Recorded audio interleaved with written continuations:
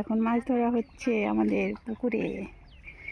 এদিকে একজন মাছ ধরছে, ওইদিকে একটা দিদা মাছ ধরছে, এদিকে আমাদের ঘরের বাচ্চাটা মাছ ধরছে, আর আমরা দর্শক দাঁড়িয়ে দাঁড়িয়ে দেখছি মাছ ধরা। পেয়েছিস? পেয়েছিস?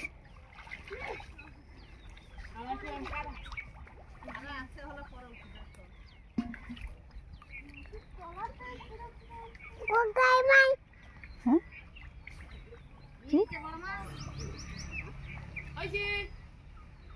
শোল মাছ পেলি? এই